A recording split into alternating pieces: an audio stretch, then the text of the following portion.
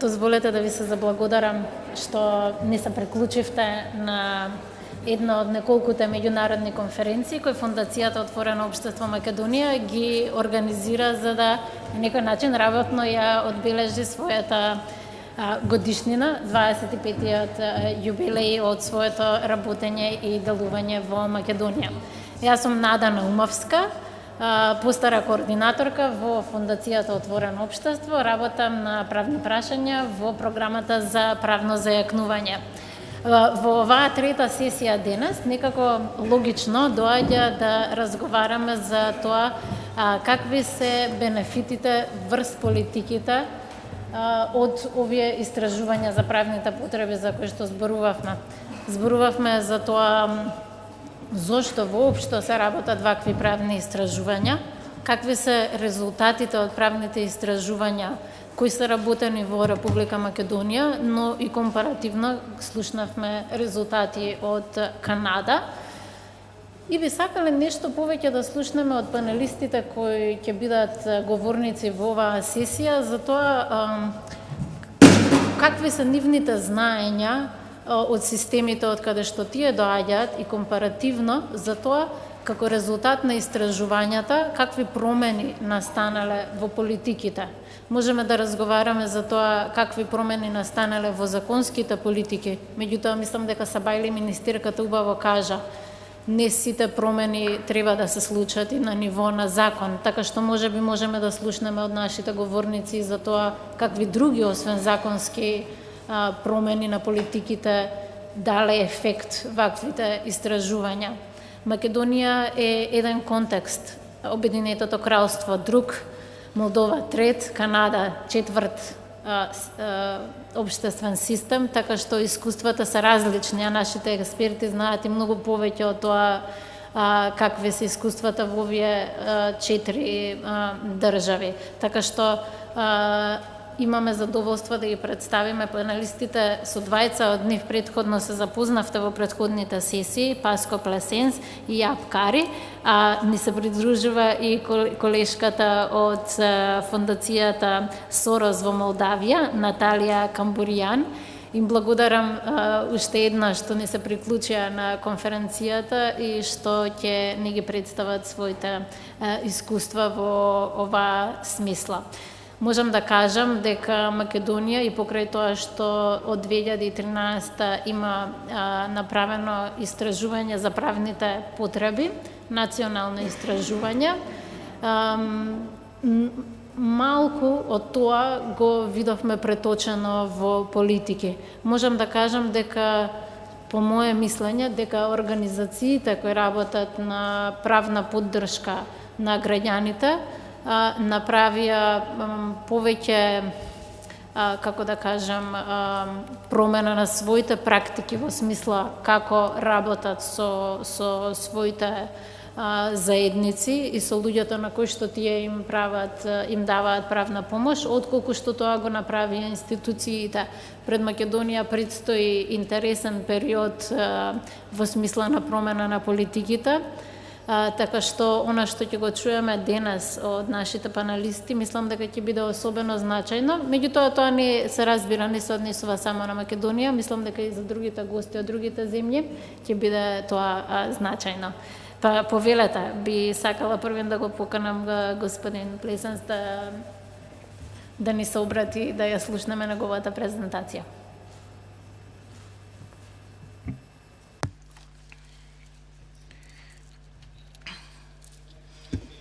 Повторно благодарам, ќе се обидам да бидам, односно да продолжам онаму каде што застанав на првата сесија утринава. И само да кажам неколку работи за тоа како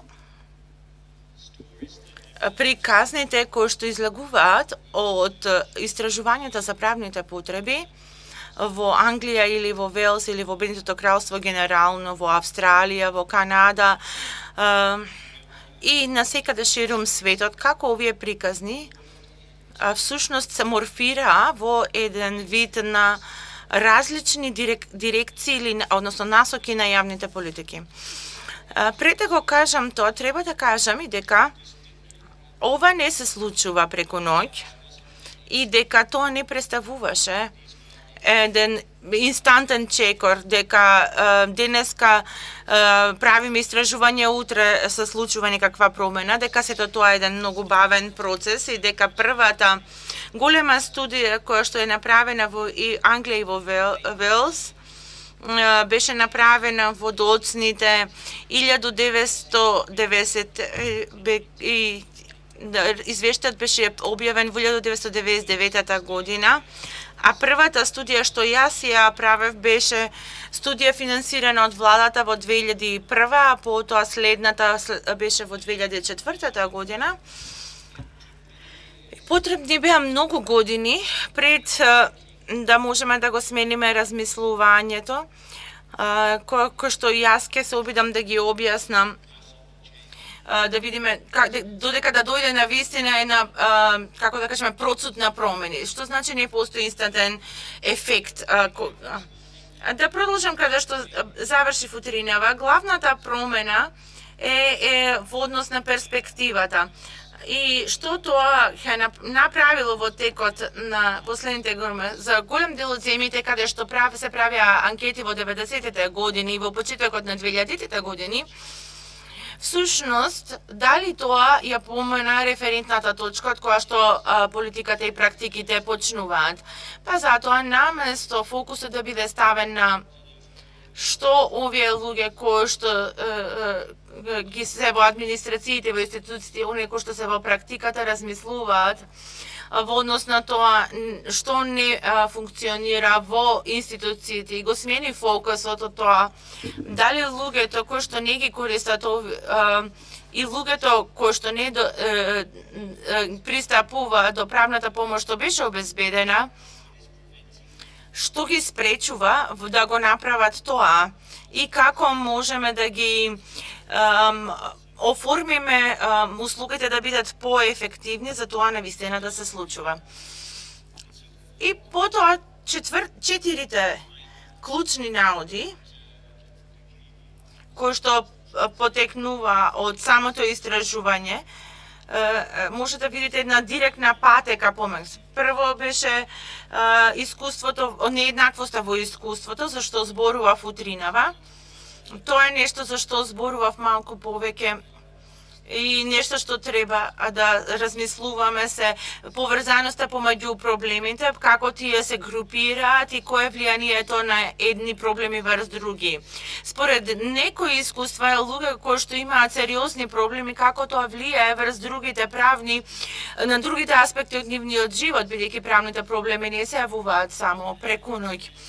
И која е нееднаквоста на способноста за која што зборувавме и затоа на нив им потребна одредена трансформација на овие наоди во еден вид на дефинирање на една насока на јавната политика која што кога ќе ги видите владините политики и документи во Обединетото кралство во почетокот на 2000-тите години, како водат кон 2010-2011, дека постои значајна промена во однос на испораката на самите услуги во Австралија и во Канада, како што ќе зборуваме, ако ги погледнете јавните бранители или нивните извештаи за пристапот до правдата, пред 8 години, тоа беа всушност, тоа беа работите кои што се лежат во основата, дека треба да ги таргетираме услугите, тие да бидат насочени кон луѓето на кои што најмногу им се потребни. Не можеме само да седиме и да се надеваме дека некој ќе дојде кај нас да помара помош, туку треба да излеземе во заедниците и дека проблеми, луѓето немаат само правни проблеми, а проблемите се поврзани со други социјални и правни, пошироки, здравствени проблеми, економски проблеми, па затоа ако ги споите проблемите, ќе ги споите и решенијата. Како тоа се одразува на испораката на услугите. Проблемите ескалираат и се влошуваат и потекнуваат нови проблеми, па затоа порано, кога зборувавме за раната интервенција, тоа всушност се промени секако во моето пишување и во размислувањето кој што го имавме во Австралија, во однос на навремени интервенции. Постојат конкретни моменти во времето каде што постои можност за интервенција. И тоа не е секогаш така случај дека можете да влезете во нечиј живот како правник и магично да ја смените неговата ситуација и состојба, бидејќи луѓето се справуваат со голем број различни проблеми. И правната интервенција можеби нема да биде нешто на што луѓето се отворени, па затоа не е задолжително треба да се биде во најраната, да се интервенира во најраната точка, туку да се биде да се види првата точка каде што постои можност за реална промена. И исто така, оно што се повеќе станува важно е тоа дека треба да почнеме да размислување за испораката на услугите преку дигитални канали, се разбира и како различни форуми на испорака, лице в лице, преку телефон и така натак, и која е соодветноста на сите овие услуги за различни групи на луѓе, бидејќи различни групи им треба различно ниво или форма на подршка. Затоа, овие 4 идеи за таргетирање на интервенциите во заедницата на времено давање на услугите, можете да видите дека се всушност столбот на нашето размислување. И кога станува збор за испораката на услугите, кога зборуваме за самите услуги, тогаш размислувањето повторно се враќа на поентата која што ја направив претходно, дека правниците кои што седат во канцеларија и луѓето им доаѓаат преку врата магично, кои што имаат најголема потреба, бидејќи тие знаат каде треба да одат и што им треба, или пака тоа не е модел кој што има голема поддршка во литературата за јавната политика. Всушност, треба да има идеја дека нема да биде традиционална поддршка преку адвокат или една од првите промени која што беше навистина длабока, тоа кој што се случија во Англија и во Велс е дека шемата за правна помош требаше која што беше воспоставена во доцните 40 години после Втората светска војна, не била сменета од 40-тите до крајот на милениумот.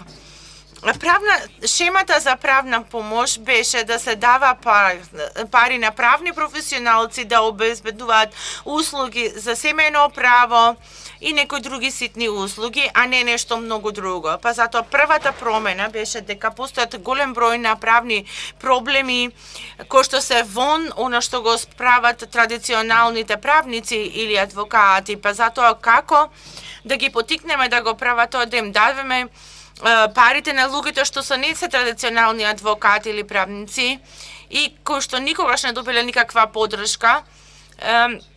И сега овие средства беа дадени на граѓански организации, на невладени организации. Ние во Англија и во Велс ги викаме непрофитабилен сектор.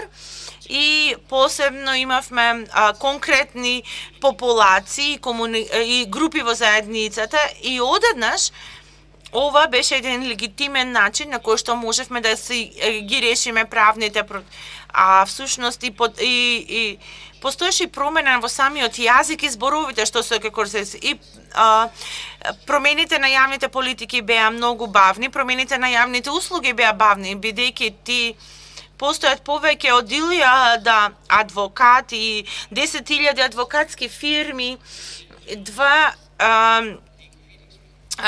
расходите за правната помош беа повеќе од 2 милиони фунти и дека не може да каже нема веќе да ги плаќаме и ќе го правиме ова на поинаков начин, меѓутоа тоа беше бавен процес и затоа треба да ги опфатиме целните популации на подобар начин, да ги трошиме парите на цел еден широк спектар на правни проблеми и проблеми кои што вистински влијаат врз животот на луѓето, што не беше во секогаш случај, се разбира. Па затоа постепена промена преку проширување на основите и на формите на услугите кои што ги обезбедува. Па затоа кога стигнавме до 2010-2011 година постоеше веќе целосно нов начин на обезбедување правна помош. И така наместо правниците да направат некоја работа, да испратат фактура за тоа, постоја регионални, локални, координирани тела кои што се обидуваат да проценат која е популацијата со најголеми потреби и се обидува да развиваат консорциуми од јавни услуги за да може да им ги решат нивните проблеми. Па затоа имате од некој кој што седи во својата канцеларија, во својата адвокатска канцеларија и ги решава правните проблеми и всушност нивната цена и услугите се зголемуваат од година во година и тоа сега се смени бидејќи луѓето излегуваат надвор. Услугите се поврзуваат со заедницата не само на стратегиско ниво, туку имате различни партнерства за правни услуги во заедницата, потоа имаме различни форми на поврзување меѓу организации, имаме повеќе работа во самата заедница, имаме луѓе кои што одат во заедниците и се обидуваат да ги да дадат потик на другите јавни услуги и да воспостават директни врски со луѓето, што значи дека станува збор за длабока промена отколку да седиме во канцеларија и некој да ни доаѓа за да ние знаеме сега кои се луѓето кои што имаат најголеми потреби. Излезете на терен и видете како најдобро да им ги обезбедите тие услуги во времето кога тоа направете го во моментот кога тие ќе имаат најголема склоност да добијат пристап или да ја прифатат таквата помош. И се разбирам, во Англија и во Велс финансиските проблеми беа доведоа до намалување на поддршката за правната помош, меѓутоа ако одите во некоја локална организација која што обезбедува поддршка за правните услуги и јазикот на кој што се зборува сега, се обидуваме да таргетираме оваа група, излегуваме на терен, се здружуваме со услугите во самата заедница и за да можеме на таа група од населението да им обезбедиме услуги кога им се навистина им се потребни на луѓето и да се испорачаат услуги на многу различни, дека на луѓето им е потребна почка и дека всушност светот е многу различен, иако изгледа сосема и иста. Сега јазикот е поразличен, проблемите кои што ние се обидуваме да ги решаваме во однос на пристапот до правдата е сега сосема поразличен проблем. 50-15 години проблемот бете дека премногу се високи цените на услугите на адвокатите, но сега веќе зборуваме за ранливи групи, дека или пак воопшто не се ни тие проблеми не се ни решаваат на суд или пак преку адвокати, туку директно во самата заедница и тоа е приказната што сакав да ја споделам со вас од Англија и од Велс. Ви благодарам многу. Ова мислам дека беше исклучително значајно за сите кои работиме на програматиката, ма нема да давам дополнителни коментари или прашања, зашто знам дека господинот Апкари сака виднаш да се надоврзи на Паско, така што повелате. Посакувам се согласувам со се што Паскал го кажа и она што беше кажано и на претходната сесија, дека ова големо тело на истражувања темелно го промени она за како размислуваме за пристапот до правдата и правните проблеми на луѓето. Меѓутоа, посакував промените што се случиле во Австралија и во Англија и Велс да бидат исти и во Канада. Меѓутоа, како што Паскал сум ја видела оваа проблем, дека доаѓа прилично бавно. Можам да кажа дека сум направил 4 студии за правни проблеми, меѓутоа може да кажам дека кога почнав да правам презентации за овој вид на работи, кога им ги презентирав на Организацијата за правни помоши, ме гледаа мене, гледам што правиш, ама не ми се допса. Ова не се правните. И потоа 5 години подоцна, неколку, да кажеме, извршни директори на организации за правна помош ми кажа: гледам што права ми се допаѓа, но не ми се допаѓаат ресурсите и јас немам мандат да ти помогам. И сега коначе, како што Паскал каже, ова станува главното верување и затоа всушност или правоверноста. И оно што се случува последните 2 години, дека помеѓу правната сфера, судиите и адвокатите, тие сакаат да зборуваат за ова преваленцијата на правните проблеми и тие доста згодно ги заобиколуваат или ги игнорираат наодите за тоа како проблемите се групираат и како еден проблем води до друг. И тие обожаваат да зборуваат за тоа. А потоа, без да биде перцепирано, повторно ќе се вратат назад да зборуваат за судовите, а тоа е прилично тешка улога да ја имате кога треба да ги вратите назад на патеката. И мислам дека тоа е проблем кој што вие ќе се соочите. Но од друга страна, оно што го гледам во Канада и што веројатно не е толку многу се однесува на промена на владините политики, туку постои голема промена во политиката на обезбедувачите на правна помош. И тие сега всушност почнуваат да работат работи и се обидуваат сериозно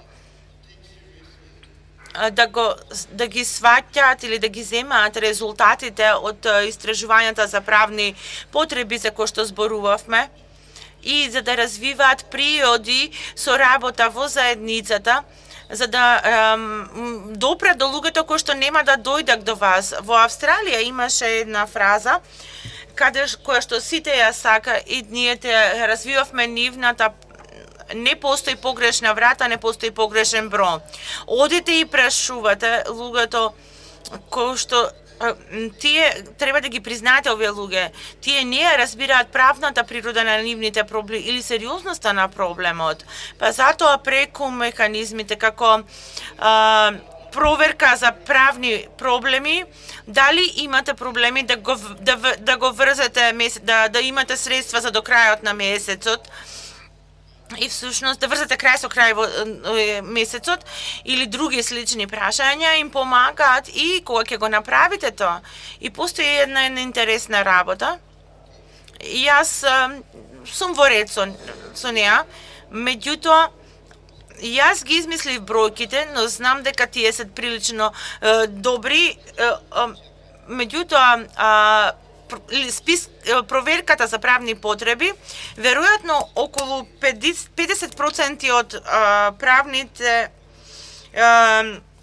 проблеми се решаваат со препратување до соодветна организација, а околу 20% би биле некои кратки услуги, она што го велиме, некакво и помалку од 10% би биле конвенционално или традиционално застапување во суд. И затоа, кога ќе почнете низ овој на овој пат да ги разгледувате правните проблеми на начин на кој што тие дали е било кој проблем што го искусуваат лицата во секојдневниот живот, без оглед дали го разбираат правниот аспект и дали тие му приоѓаат на решавањето на проблемот преку формалниот судски правосуден систем, постои голема меѓуповрзаност помеѓу правните и неправните проблеми и тоа лежи во основата на ја трансформирате правната помош целосно. Меѓутоа не сум толку сигурен дека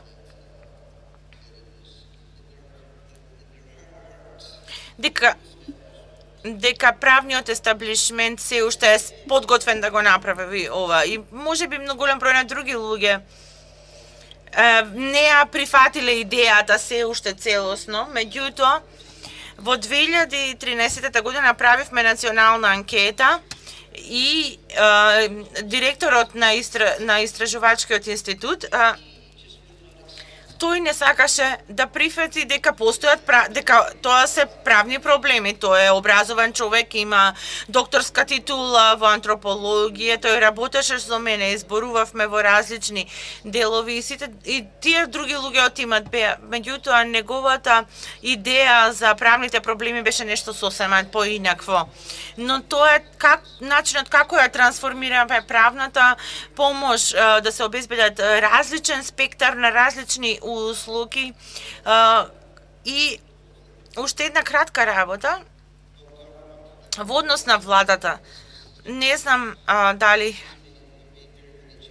ова направи големи промени. Знам дека владините луѓе ја знаат литературата и може да зборуваат за неа, без оглед дали можат да направат нешто врз основа тоа е познак прашање, бидејќи едната работа што ја спречува промената е нефлексибилноста на владиното финансирање.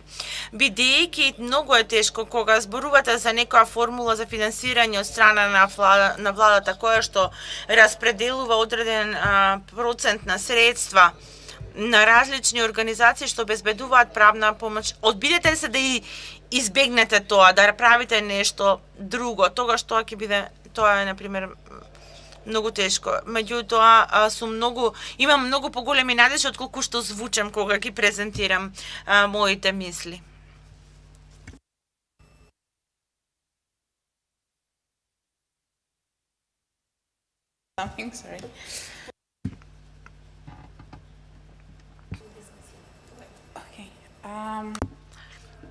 Здраво на сите. Јас сум научив неколку зборови на македонски, едниот е добар ден, благодарам. Значи ви благодарам што бевте толку трпеливи и останавте до крајот на овој ден. Знам дека денот има овакви конференции може да бидат напорни, меѓутоа тоа ја покажува вашиот интерес за вашата заинтересираност за темата. Јас сум Маријана еден и сака да се благодарам на сите луѓе што ни ги споделија своите различни искуства и паскоби. И ви исто така благодарам на фондацијата Отворено општество што го организираше овој настан. Можам само да замислам колку беше тешко, меѓутоа ни кажува дека се уште постои толку многу што можеме да научиме едни од други, за да дискутираме за тие работа. Денеска ќе зборувам за политиките и другите бенефиции од истражувањата на правните потреби. Пред да почнам малку повеќе за темата, ќе ви кажам нешто за нашиот национален контекст, за да можете да ја разберете разликата во бројките споредено со Англија и со Канада. Во Молдова е многу мала земја во југоисточна Европа и можете да ја видите дека таа се наоѓа во црвениот круг и таа е поранешна Советска република која што доби независност во 1991 година. Според последниот попис во 2014 година ние сме 4,8 милиони луѓе. Меѓутоа мислиме дека бројот е многу помал, околу 2,2 милиони луѓе. И ние сме една од последните, најмалку последните, ја имаме светски најголемата винарија, па затоа и кога не знаете што да правите со својот одмор, дојдете во нашата земја и помогнете ни да го зголемиме туризмот. Значи оваа винарија има голема значи имаме национален закон за правна помош кој што беше донесен пред 10 години. И ние имаме нова независна институција во Министерството за правда, која што се вика Совет за национална правна помош. Тој почна во 2008 да функционира и имаше околу 5,000 случаи, меѓутоа од последниот извод 65,000, од кои што 65% ги обрсуваат адвокати кои што немаат договор со Совет, туку работат на договори на дело, а 70% се услуги кои што ги објавуваат јавни бранители и параправници. Има многу мал буџет, ова е всушност проценка. повеќе од 40.000 долари, меѓутоа сега имаат повеќе од 1,5 милиони долари, а целиот систем моментално го администрираат скупно 35 луѓе. 42. Кога всушност го имаме правниот систем во Молдова пред 10 години, знаевме дека треба да имаме солидна политичка рамка. Тоа беше од суштинско значење, бидејќи во Молдова, како и во Македонија, претпоставувам, понекогаш многу е полесно да се почне нешто, отколку да се уништи. Па значи, ако нешто државата го ставила на хартија, ќе биде многу тешко да им го одземете она што веќе го дале. И затоа во нашиот случај ние сакавме да се осигураме дека сите главни документи кои што се поврзани со човековите права има некаков вид на одредба за правото на правна помош и тоа беше од едната страна. Меѓутоа, од другата страна во Молдова имаме принцип на пајакова мрежа и дека всушност сите тие работи треба да се рефлектираат во други. Ако во еден закон имате нешто, тоа мора да биде дел од акционен план на владата за одреден период или пак треба Министерството за правда ја формулираше својата стратегиска програма за стратегија, потоа имавме национален акционен план за човекови права кој што беше донесен и ние се осигуравме дека правните потреби на луѓето да бидат соодветно рефлектирани и во тој дух. Тоа беше примарното законодавство. Стратегии, програми, националниот закон. Меѓутоа имаме секундарно законодавство што не беше занемарено. И тука мислам на законодавството што го разви самиот Национален совет за правна помош. И тоа ни кажува како всушност работата треба да се испорача. Па затоа, зошто ни треба политичка рамка? Одговорот сметам дека е многу очигледен,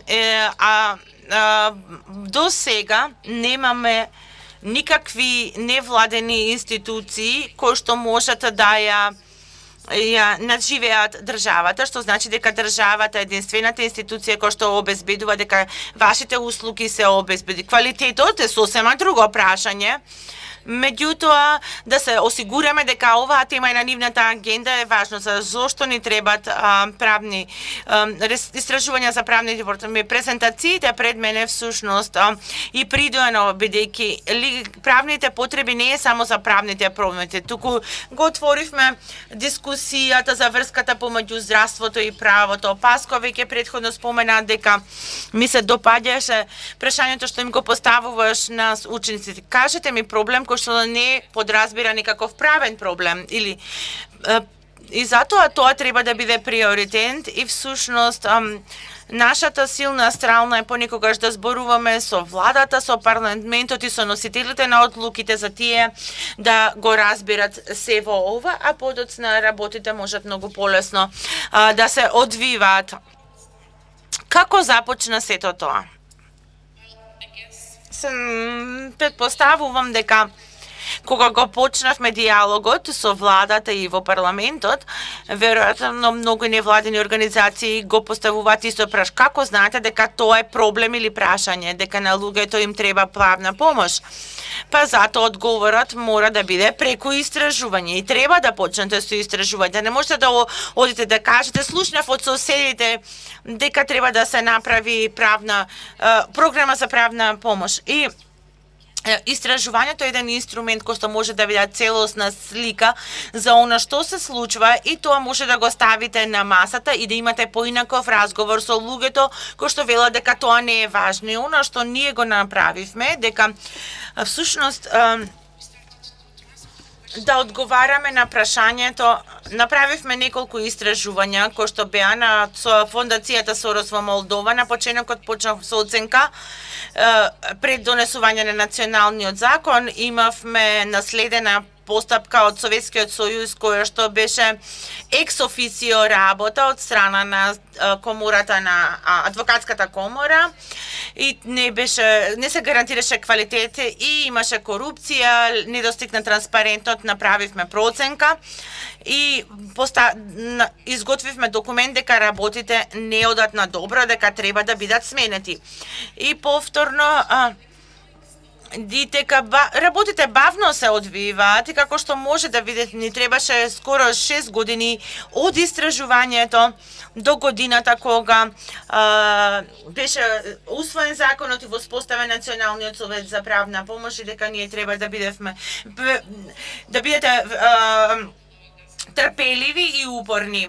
И потоа додека законот не беше одобрен онака како што ние очекувавме, тоа се случува во многу, ние сакаме една верзија од законот, но парламентот донесува сосема друга. За да бидете суптилни и да се осигурате дека вашите аргументи се слушнати, ние побаравме да направиме проценка како законот функционира или се спроведува во првите 2 години. Ги користевме заклучокот од тој истражување да направивме уште еден сет на промени за тоа што оди добро и да се задржи, а што треба да се, бидејќи на почетокот Националниот совет немаше 35 луѓе, имаше само 4 луѓе и очигледно беше дека тие всушност треба да не можеа да се справат со целата работа која што требаше да биде променета.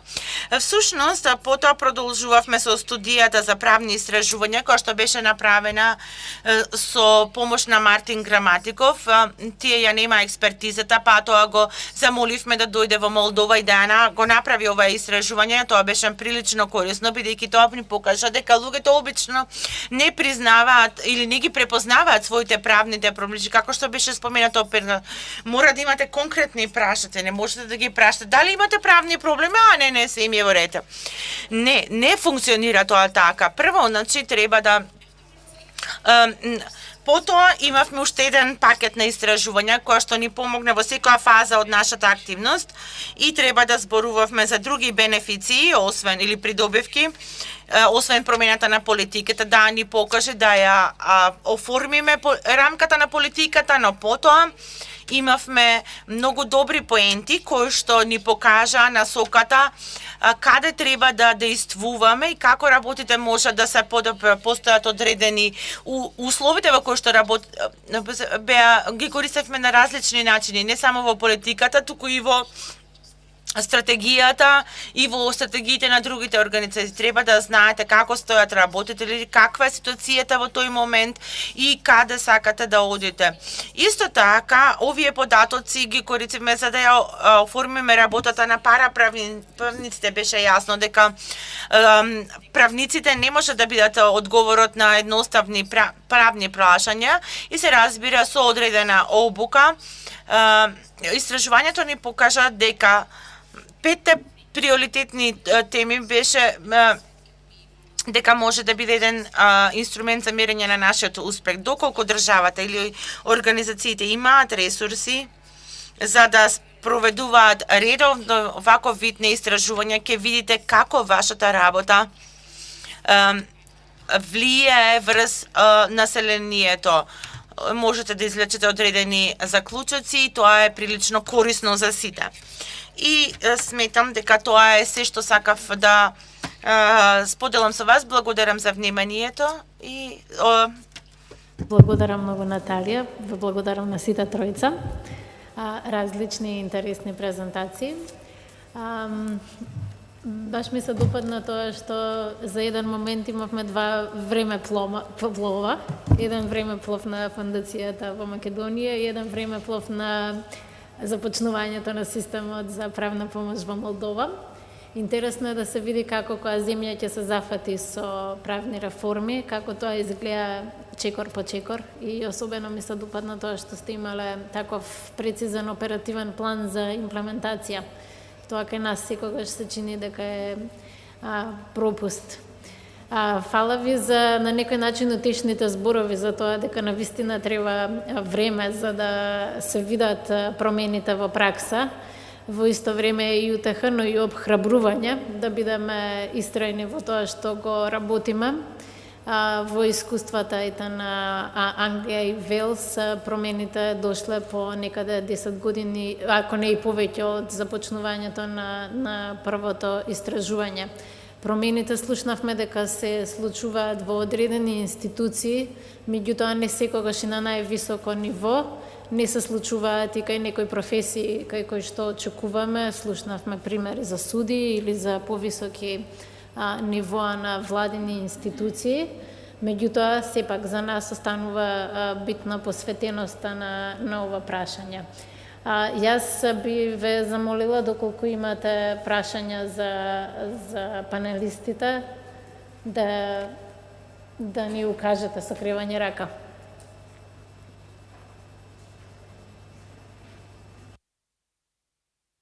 Кристина повели.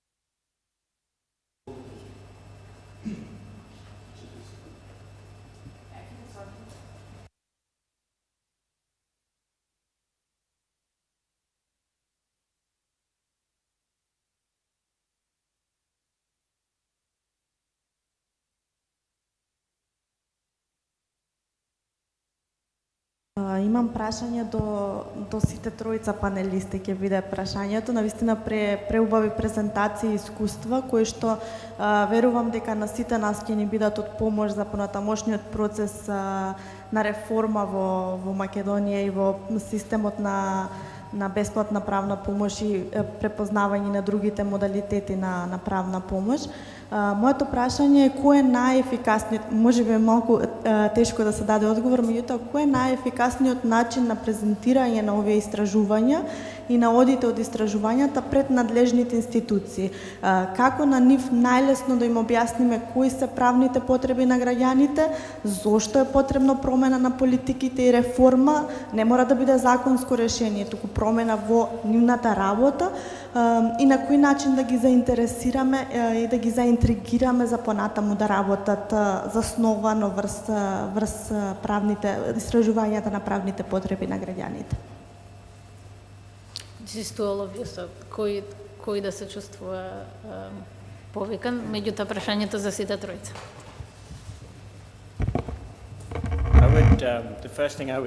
Првото нешто што би го кажал и она што постојано го кажувам е дека има многу аспекти кои што ја дефинираат и кои што можат да бидат возбудливи за различни луѓе во различно време. И сметам дека вистинската лекција од Англија и од Велс е да тргнеме неколку чекори назад.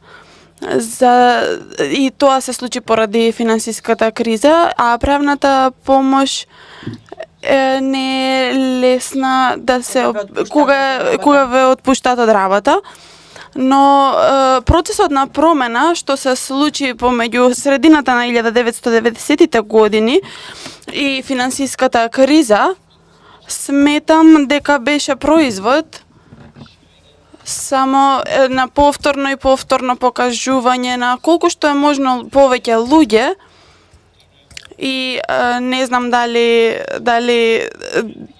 фразата се може да се преведе, но шампиони се појавија. И има луѓе, постоја луѓе што веруваа во тоа и се обидуваа да направат некоја промена. Например, извршниот директор на комјунили правните услуги во заедницата на Велс и документот за јавната политика кој што доведе до проблеми во Англија и во Велс доаѓаат од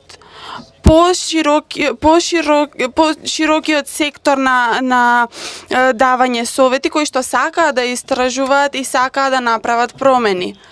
Во Аргентина истражувањата кои што најпрво беа спроведени, националните истражувања, оние кои што беа вклучени во секторот, сега се одговорни за обезбедување на правна помош во Аргентина. И не велам дека можете туку така само да најдете некого и да го ставите на повисока позиција, меѓутоа можеби и тоа е своевидна стратегија, но со текот на времето она што ќе се случува е дека повеќе и повеќе луѓе ќе бидат вклучени со истражувањето и не само со истражувањето, туку и во практиката. Постојат многу луѓе кои што се всушност практичари и кои што биле вклучени во дискусии ширум светот на овие теми. Ова не е, и велат, ова не е ново за мене, туку јас сум го правила ова цело време и тоа дава некаков глас и можност ова да се стави на масата и да се рече ова е она што се случува во светот и можеби нас не ни се допаѓа тоа и можеби не се согласуваме со тоа, меѓутоа вака изгледа светот. И тоа повторно и повторно им дава на луѓето можност да можат да ги стават тие темели.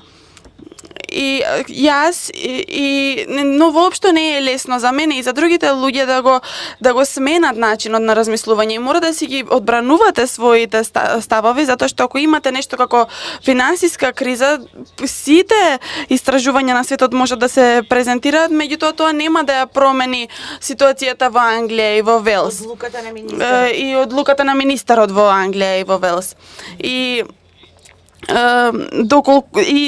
тука доаѓаме до заклучок дека ако веќе треба да кратите од некаде, ве скрателе од бесплатната правна помош. Меѓутоа ние сега доаѓаме во нова ера каде што имаме позитивно гледиште на правната помош и се надевам дека стапуваме во еден нов свет.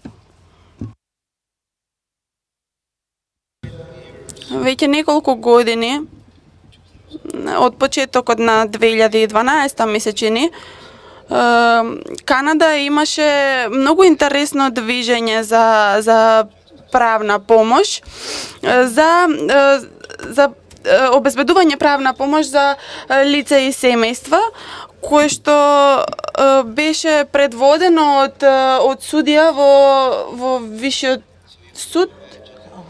И можете да си замислите дека тоа привлече големо внимание од сите, но и сега малку ќе бидам циничен, еден од нештата, односно еден од главните цели беше да се обидеме да направиме пристапот до помош да го направиме дел од јавниот дискурс. Или и професионалниот дискурс да го направиме дел од јавниот дискурс. Може би тоа е малку тешко да се направи, заради тоа што луѓето кои што се активисти има тенденции да не размислуваат на правдата, туку на социјалната правда повеќе и да направат аналогија и поврзаност. Но поврзување со помош во заедницата, сметам дека комисиите за правна помош се вклучуваат заедно со невладините организации кои што обезбедуваат правна помош за луѓето на кои што им е потребна, на тој начин што е еден практичен и конкретен начин, правната помош и невладината организација навистина стануваат дел од реалноста. Затоа што она што ние се обидуваме да го направиме со обезбедување правна помош внатре во заедницата е да направиме мрежа на организации кои што се обидуваат да ја доведат правната помош поблиску до заедниците и тие ве гледаат вас како дел од нив. И потоа се враќаме на она што го кажа Паско на крајот на неговата презентација.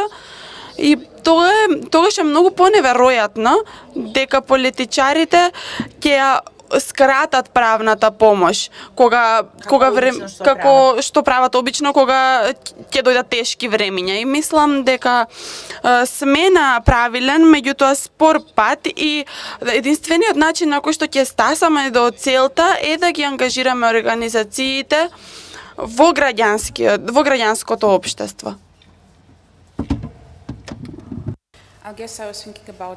Веројатно, јас зборував три начини како да им влеземе во главата. Се согласувам дека треба да се биде упорн и дека тоа е една вреден, квалитетна особина која што помага многу, но понекогаш наспроти подобрата пресуда, веројатно првиот чекор понекогаш е да се биде посензитивен за проблемите на луѓето. Кога зборуваме за различни истражувања, не станува збор само за квантитативни податоци, туку и квалитативни, кои што може да се собираат преку фокус групи и интервјуа. И тоа е одличен простор каде што се бара за раскажување приказни со шокантни информации. Например, ние треба да запомнеме дека луѓето обично живеат во своји некои балони. И дека ако јас знам некои основни работи, сите ги знаат. И ако вие им кажете дека на Министерот за правда дека имаме и изјави од луѓе дека тие не знаат дека можат да се јават на бројот за итна помош, кој што е еден нов модел во Молдова, доколку дури ако немаат и ти ќе кажат да тие може да го прават, зошто не го знаат тоа е толку многу едноставно, меѓутоа работи како тоа може да го привлече нивното внимание. Со тоа што ќе им презентирате шокантни информации преку раскажување приказни, да објаснувате како луѓето реално живеат. Например, ние имавме дека родителите, дека постои традиција, ако имате повеќе деца, вашата куќа ја оставате на најмалото дете. Меѓутоа, никој не зборуваше за документацијата и по 3-4 генерации поминале. Најмладото лице сака сега да се разведе и почна да поставуваат праш како да ја поделиме куќата, која куќа, бидејќи немаат документации со генерации, бидејќи тоа е еден вид, па затоа кога ги кажувате овие приказни, така ја го добивате нивното внимание. Може би исто така треба да се преточат податоците во формати кои што се полесни за читање, може би инфографици со одредени слика, бидејќи читање на целосен извештај е многу тешко, тие немаат многу време, имаат многу различни и има други организации кои што сакаат да им го привлечат вниманието. И веројатно третиот начин е веројатно најопортунистички начин, каде што зборувавме промена на која што на времена интервенција треба да можете да ги имате сите извештаи, податно треба да бидете во вистинско време со вистински луѓе за да може да ја воведете промена.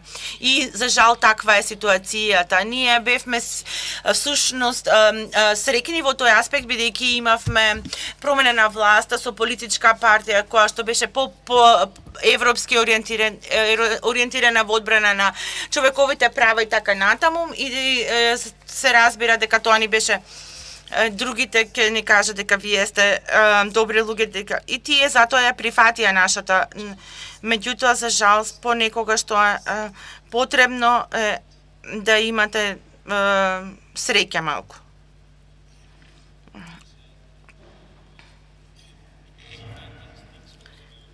Тоа се работи кои што повеќето од вас само ме потсеќа дека постои една приказна на внимателност која што дава корисна лекција, а тоа е дека постои еден импулс во правниот сектор каде што да се кога се има моментот на реализацијата дека сите правни проблеми се поврзуваат со остатокот од животот и постои импулс да се излезе и да се координира нешто. И имаме фраза во Англија која што може би е глобат, тоа е како кучето да си мафта со опашот цел ден. И еднаш како кажав тоа на конференција во Австралија, дека да се направи поента за тоа колку малку правната помош чини, посебно во однос на владините расходи, за да се има глас во социјалната политика, колку е мал тој во однос на пропорцијата. Постоеше една мапа на светот и каде што австралискиот буџет беше раскрит наспроти во кои држави или континенти би биле најсоодветни во однос на одбрана, здравје, образование, и потоа да се постави прашањето каде доаѓа правната помош на оваа глобална мапа за Австралија. И тоа е јужниот остров од Нов Зеланд. Значи, мора да упатите на тоа. Поентата која што сакам да ја направаме дека кога за здружување на различни услуги, тоа е тешко да се направи, тешко е да се добие глас, да ви се слушне гласот. Меѓутоа ова е нешто што не можете вие да го направите сами, туку дека треба да го направи правниот сектор, да ја преземе водството во тоа. Ова е нешто на кое што другите луѓе ги споделуваат вашите идеи со другите сектори. Па затоа, кога зборуваме за здравството и правото, и како тие се поврзуваат во САД и во Австралија, постои огромна експанзија на медицинско-правните партнерства и голем дел на потик на сето тоа е собственоста од страната на здравствените институции и сушност вие не одите како адвокат да правите партнерство ако немате, да кажеме, некаков медицински персонал со вас да застане на таа страна.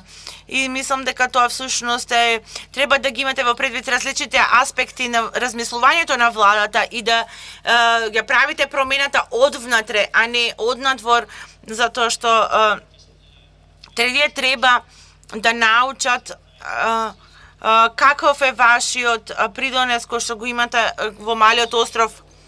И токму локалната влада навистина го сваќа тоа кога станува збор за важноста на социјалните приоди и за жал локалната влада има најмалку пари, додека регионалните власти и националните власти имаат многу повеќе средства на располагање. Меѓутоа, но работата во заедниците на локално ниво е признаено од локалните власти и влади и тоа е добро дека тие разбираат која се поврзаноста во однос на социјалната правда.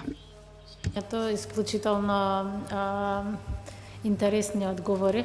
Прв пат го спомна Аб да се биде присутен во јавниот дискус и викам како ли тоа ќе се направи со овие сложени и многобројни податоци, меѓутоа она што го кажа и Наталија мислам дека е клучно. Ние можеме тоа да го преточиме во квалитативни приказни, да кажем, односно во прераскажани приказни. Последните два аспекта исто така мислам дека се исклучително значајни, да размислуваме за кроссекторското поврзување и на различните нивоа на власти. Дарко Павловски има прашање, повели. Благодарам, Наде. Едно кратко прашање, бидејќи знам дека сме на крајот од времето за сесијата. По-конкретно, бидејќи го имаме примерот на Молдова, па и примерот на Англија, примерот со Онтарио е малку по-далечен за нас, па затоа би се фокусирал кон европското тло. По однос на дали механизми за обезбедување на квалитет на правната помош која што се дава преку овие шеми за бесплатна правна помош. Ова го кажувам бидејќи конкретно во Република Македонија имаме честопати ситуација во судски постапки, конкретно, каде што е задолжително присуство на правно квалификувано лице, да таквото нешто биде обезбедено, но само од аспект на чекирање, ticking the box, што се кажува, само колку да се штиклира, без при тоа да навистина се даде суштински инпут во таквата постапка, она што всушност застапникот во една судска постапка би требало да го пружи како услуга. И уште една обсервација во овој контекст, покрај обезбедувањето на квалитет на правна помош од овие условно речено вон институционални механизми или оние not for profit структури,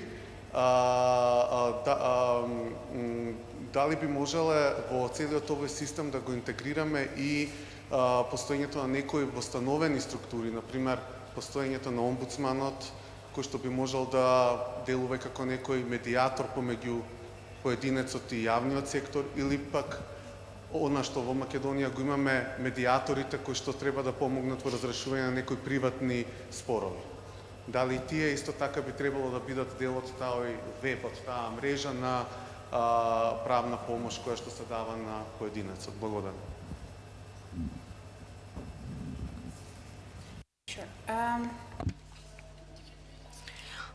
Знам дека постојат различни модели за тоа како може правната помош, како се обезбедува правната помош, може би Паско или Ап може да ви каже нешто повеќе за другите. Јас ќе ви кажам за моделот во Молдова.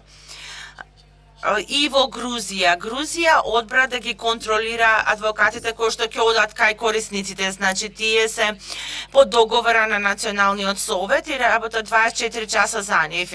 И го знам нивниот систем, но оно што функционира во Молдова за оние 35 луѓе што ги спомнам, дека го администрираат целиот систем. Имаме околу 2000 лиценцирани адвокати и не сите се членови или работат со Националниот совет за правна помош. Тие имаат можноста да побараат од советот да склучи договор со нив. Меѓутоа во овој случај имаме два вида на или два чекори, ако можеме, во првиот е мониторинг што го обезбедува самиот Национален совет, меѓутоа од почетокот сакам да разграничам дека не велам дека квалитетот е висок, меѓутоа велам дека ги имаме овие, се уште работиме на подобрување на квалитетот, бидејќи во многу случаи услугите што ги обезбедува државата, потребна им е дополнителна поддршка од државата. Имаме мониторинг што го спроведува самиот Национален совет и тие мора да обезбедат одредени документи или пак досието од самиот случај кој што се решат. И немаат правот да се мешаат во стратегијата на адвокатот, меѓутоа може да ги побарат основните документи за да видат дека постои некаква стратегија, не каква е стратегија, туку дека таа постои. Другиот инструмент кој што исто така беше направен како пилот беше во Молдова, се однесуваше на тоа дека колегијална евалуација. Понекогаш кога има дополнителни средства, може да се побара од адвокати кои што имаат добра репутација и поголемо искуство, или пак членовите на адвокатската комора кои што можат да земат неколку случаи по случајен избор, а не сите, и да земат неколку адвокати годишно и неколку случаи, бидејќи не ги знам деталите, но всушност знам дека имаме регулативи кои што велат дека еден адвокат мора да биде следен најмалку еднаш на секој 3 години. Па значи, ако вие сте го поминале процесот на моторот, тогаш колегијалната ревизија се однесува на други колеги. Ова е една работа. Втората е обуката што се обезбедува од различни организации, дополнителна поддршка од граѓанските организации, кој што им се нуди на самиот Национален совет.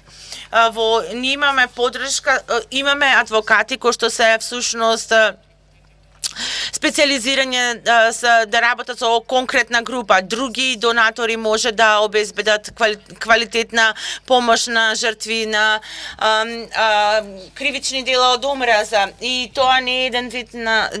Тоа е всушност заложбата на заедницата која што допринесува за подобрување на квалитетот.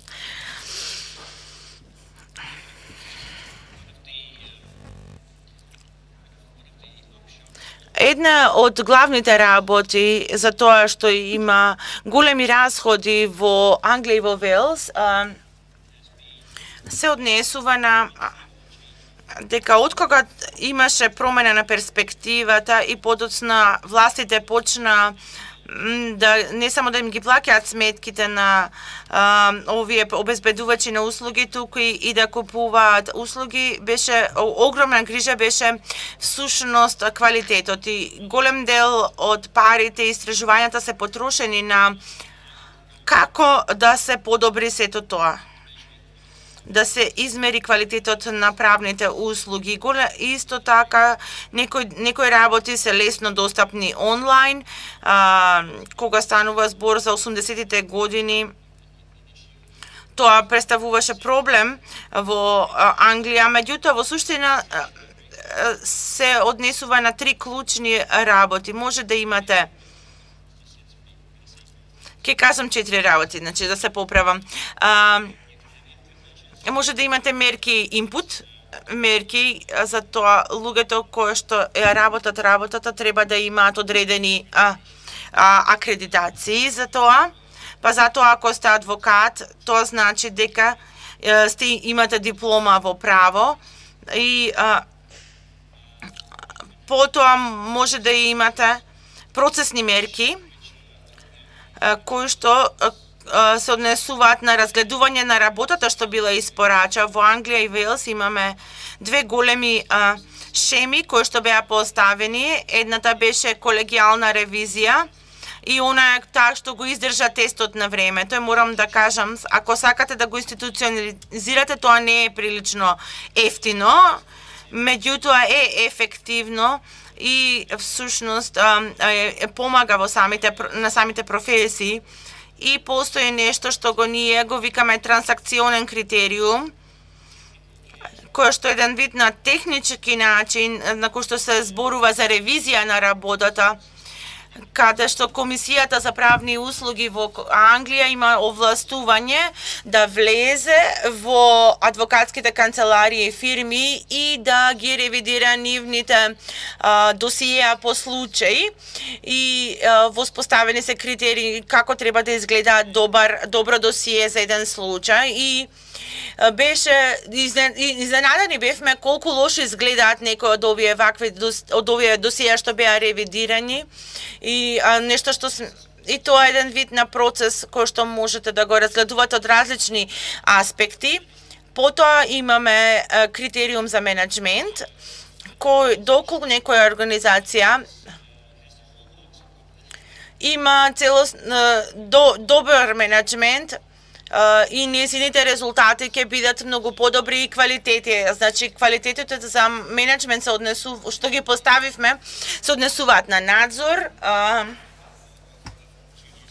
на помладиот персонал и континуирана професионална обука, кои се ресурсите кои што им се достапни во однос на материјали, библиотеки и така натаму, некој вид на технички детали кои што беа вклучени и повторно професионалната ангажман доведе до пакет на критерии како се главните обележја на една адвокатска фирма, да кажеме, или компанија и потоа имаме одредено искуство треба да имате искуство пред да правите нешто и резултатите навистина се подобрија.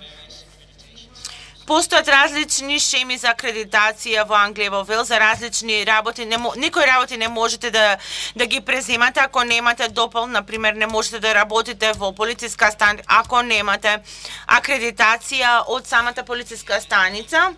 И стана незаконски да се нуди совет во прашања за имиграција ако немате соодветна акредитација од органите, бидејќи толку многу луѓе почнаа да ги експлоитираат да го експлоитираат ова ранливо население и овие групи, па тоа требаше да се смени и на другиот страна имате мерки, излезни мерки. Значи треба да ги мерите резултатите од случаите, колку од нив се добри резултати. Ако имаш нешто што е релативно хомогена, јас работев на истражување на граѓански случаи за лични повреди и дека голем дел од членовите беа платени да направат голем дел од работата и тие работеа со релативен мал број на големи правни фирми и тие беа всушност платени по резултат. И голем дел на пари беа потрошени на мерки, на излезни мерки, по што не монетарно едноставно прашање. И заклучокот беше дека многу истражување беше направено и многу пари беа потрошени, а дека излезните мерки се премногу сложени. Оние што го издржаа тестот на времето, тоа е колегијалната ревизија и менеджментот. И потоа има професионални тела кои што ги даваат одредени воведни барања за некој да влезе и да работи во одредена професија. Што не дадовте слика за тоа како во вашите системи изгледа обезбедувањето на квалитетот или контрола на квалитетот на дадената помош. Јас би сакала тука да ги заокружиме дискусиите во рамките на оваа сесија и ве поттикнувам во текот на утрешниот ден да разговарате понатаму ако има прашања на оваа тема во формалниот или неформалниот дел, а сега за сега би се држале до агендата.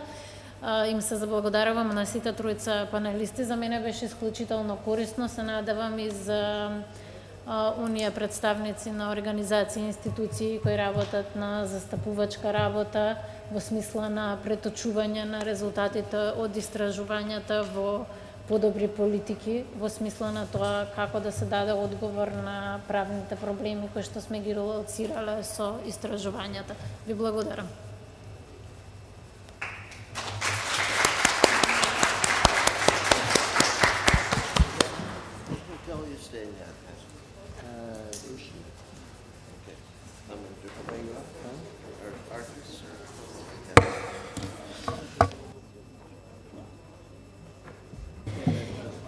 Ивона повели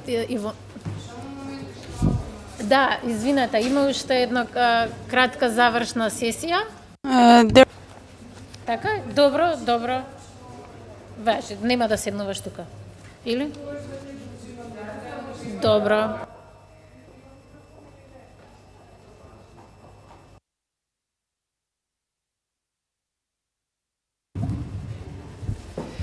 Добар ден на сите и од мене. Планирани беа завршените обраќања за крајот на денешниот ден, меѓутоа со оглед на тоа дека веќе сме при крајот и претпоставувам дека вниманието и трпението на сите ни е при крај. После волку опсежни и опфатни презентации нема што многу да се говори. Освен на сите да ви заблагодарам за активното учество, за присуството на првиот конференцијски ден од меѓународната конференција Правните потреби на маргинализираните заедници во Македонија и да ве поканам да присуствувате и во текот на утрешниот ден каде моделите на правна помош во Македонија ќе бидат представени преку дискусија на луѓето кои директно работат на терен, кои ќе представат сршта на правните проблеми на маргинализираните заедници, а тоа се параправниците, адвокатите, како и студентите од правната клиника. Благодарам.